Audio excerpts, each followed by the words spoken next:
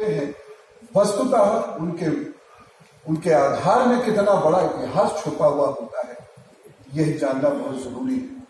मैं पिछले 2-3 दिनों से आश्रम के बच्चों से भी कह रहे हैं, कई बच्चे ऐसे उपस्थित भी हैं, कि जब तक आप शब्द के मूल को नहीं पहचानोगे, उसके विचार को नहीं पहचानोगे, तब तक उसके पीछे जो षड्यंत्र रचे गए हैं उनको भी आप नहीं पहचानोगे। इसलिए केवल किसी शब्द को सुनना और उसे मान लेना ये सही नहीं है।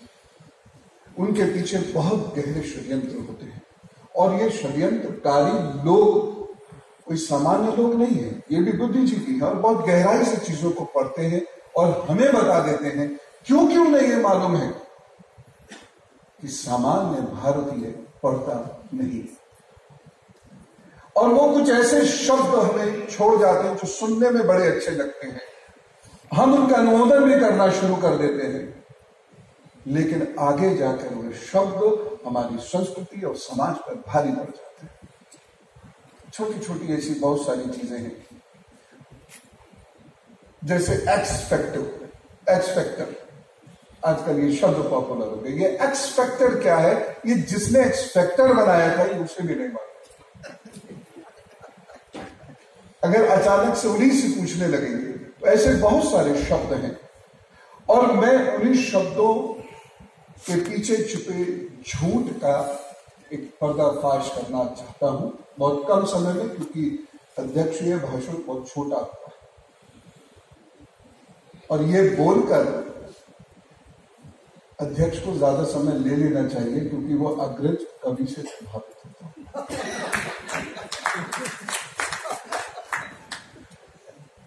एक ऐसा झूठ जो अनकॉन्स्टिट्यूशनल है, लेकिन कॉन्स्टिट्यूशनलिज्म के हिजाब से उसको ढक दिया जाता है, और उस झूठ में हम सब लोग इतने लिप्त हो जाते हैं, उसमें इतना घुल मिल जाते हैं कि उसी को सत्य मानने लगते हैं, और वही झूठ और भी बड़ा सत्य बन जाता है जब वो टेक्स्ट बुक्स के माध्यम से हमारे बच्चों के बस्तों में घुस जाता है, बच्चों के बस्तों से कक्षाओं में घुस जाता है, और कक्षाओं से बच्चों के मस्तिष्क में घुस जाता है। हम भी उसी पीढ़ी के बच्चे रहे हैं, आज हमारे बच्चों में भी वही घुसा हुआ है, और उसके बाद वो समाज में व्याप्त हो जाता है।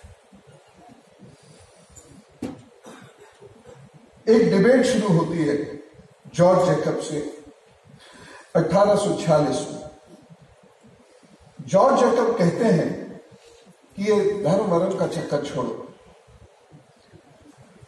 वैज्ञानिक बनने की कोशिश करो, वैज्ञानिकता से जीवन बिताओ और अपने कर्म के रास्ते पर आगे बढ़ो। सुनने में बड़ी अच्छी लगी ये बात, और हमारे बहुत सारे लीडर्स ने जैकब की इस बात को गले से उतार दिया। आपने भी, हम में से भी बहुत सारे ऐसे लोग इस बात को कभी गलत नहीं कहेंगे।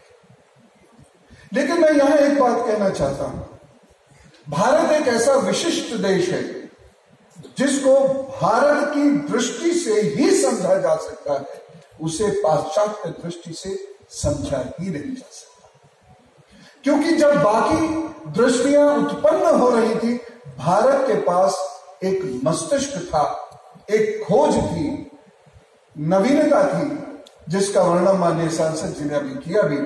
वह नवीनता थी, नित नए प्रयोग किए जा चुके थे, और वह प्रयोग करके कुंभ के मेले में, कुंभ का जो आज मेले का स्वरूप है, मैं उस मेले के स्वरूप की बात नहीं कर रहा, ये मूलतः जो कुंभ का जो मेला होता है, यह ज्ञानोदय का मेला होता है। 88,000 लोगों के सामने, ये कम से कम 88,000 लोगों के सामने ये मेला लगता था, और वहां पे इसकी चर्चा होती थी, श्रवण परंपरा से, श्रुति परंपरा से ये आगे बढ़ता था, और उसके बाद यह पुस्तकों में भी शामिल हुआ। लेकिन वो भारत की दृष्टि हमारे पास नहीं आई। पश्चिम भारत को समझ नहीं सकता, क्योंकि जिस समय पश्चिम का उदय होना शुरू हो रहा, जिस वक्त रोमन साम्राज्य लड़ाई के और बर्बरता के दौर से गुजर रहा, जिस वक्त ब्राह्मणिज्म बर्बरता से उठने की कोशिश कर रहा है, उस वक्त भारत एक ऐसी व्यवस्था दे चुका है जिस व्यवस्था में सभा भी है, समिति भी है। मैं ऋग्वेद के रेफरेंस से ये बात कहना चाहूंगा। केपी जायसवाल जी ने इसके बारे में बहुत विशद चर्चाएं भी की हैं। तो सभा भी है, समिति भी है। श्री राम के समय में भी, दशरथ जी के समय में भी एक विशिष्ट वर्ग होता था, जैसे आज की राज्यसभा, जिसमें गुरु वशिष्ठ जैसे लोग बैठते थे और राजा को सलाह देते थे। काश की हमने रामायण या रामचरितमानस को गाने के साथ साथ रामायण के उन तत्वों को समझने का प्रयत्न किया। वहां जिसे हम राम राज्य कहते हैं, और राम राज्य को जिसमें बहुत सुंदर सा शब्द हम दे देते हैं या शब्दों में उसे बांध देते हैं, जहां कोई भूखा नहीं होता था, जहां कोई गरीब नहीं होता था, जहां पर कोई दुख शोक नहीं होता था, ये राम राज्य नहीं है। राम राज्य एक सुगठित व्यवस्था है, एक पॉलिटी है, एक स्टेट है, और राम जी उस स्टेट क्राफ्ट में प्रवीण व्यक्ति हैं। और इसका सबसे बड़ा उदाहरण है उनके द्वारा पूछे गए वो प्रश्न, जिसका भरत जी उदाहरण देते हैं, उत्तर देते हैं। और ये रामायण के 100वें सर्ग में वो राम राज्य है जिसमें वकील भी है, वो राम राज्य है जिसमें खदान भी है, वह राम राज्य है जहां पर लोगों की बाकायदा नियुक्ति होती थी, और नियुक्ति के वहां पर आहताएं होती थी जैसे आज होती है, और उन आहताओं के साथ साथ, उन नियुक्तियों के साथ साथ उन पर नियंत्रण भी रखा जाता था जैसे आज विजिलेंस होती है। तो राम जी का जो समय है, मैं खास तौर से नौजवानों से कहना चाहता हूं, ये केवल रेटोरिक्स नहीं है, रूपक अलंकार ही नहीं है, यहां मात्र उपमाएं नहीं दी गई है, बल्कि ये जमीन पर कार्य करता हुआ वो वाइब्रेंट भारत था जो हम पुनः देखना चाहते हैं, और जो अयोध्या में मंदिर निर्माण से प्रारंभ हो रहा है, पुनः प्रारंभ हो रहा है। तो भारत को कमतर मत आके, और भारत के पास ऐसा कोई बहुत विशेष नहीं है जो बाहर से लिया गया हो। ज्यादातर भारत के पास जो ज्ञान है, जो विचार है, जो दर्शन है, वो भारत का अपना है। इसलिए जो गलती जैकब और उसके बाद के नेताओं ने की, वह गलती नेहरू जी भी करेंगे, और शायद जानबूझ के की, क्योंकि कॉन्स्टिट्यूएंट असेंबली की जब बैठकें होती थी वहां पर सेकुलरिज्म जैसा कोई शब्द नहीं आता था। माननीय कामत जी का भी जिक्र किया गया, ये बहुत आवश्यक है।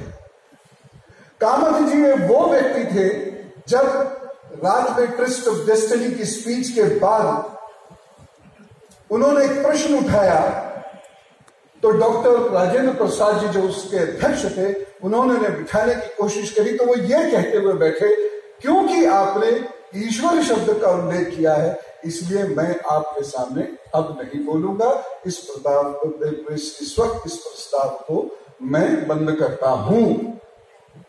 ये कॉन्स्टिट्यूएंट असेंबली थी। आज वो संभव नहीं दिखाई दे रहा। आज उस पर डिबेट्स होने लगती है स्कूल्स में, कॉलेजेस में, इतिहास को समझे पढ़े बिना, क्योंकि भारत विषयक दृष्टि नहीं है। सबसे बड़ी समस्या भारत में यही हुई कि भारतीय नहीं रहे। वो सिटीजन्स ऑफ इंडिया तो हुए, लेकिन हृदय से और मस्तिष्क से भारतीय नहीं हो पाए, क्योंकि भारत विषयक दृष्टि कहीं चूक गई। इसीलिए जैकब जिस रिलीजन की बात करते हैं, उस रिलीजन को तो हमें ओढ़ना चाहिए, पहनना चाहिए, बिछाना चाहिए, क्योंकि वो धर्म है तो घर टिकेगा, वो धर्म है तो दाम्पत्य जीवन टिकेगा, वो धर्म है तो माता पिता के बच्चों के संबंध ठीक होंगे। अगर वो धर्म है तो भारत के अंदर कभी भी हम पथ भ्रष्ट नहीं होंगे। वही धर्म है जो हमें चरित्र सिखाता है, और उसी धर्म से हमको कुछ पाश्चात्य विचारक कहते हैं दूर रहो, निरपेक्ष रहो। निरपेक्ष का मतलब होता है उदासीन रहना, लगाव ना रखना। तो यदि हम उस धर्म से लगाव नहीं रखेंगे जो इंसान को इंसानियत सिखाता है, तो फिर किससे लगाव रखेंगे? पशुता से, बर्बरता से। यही चीज वह हमारे दिमाग में डालना चाहते थे, और वो सफल हो गए।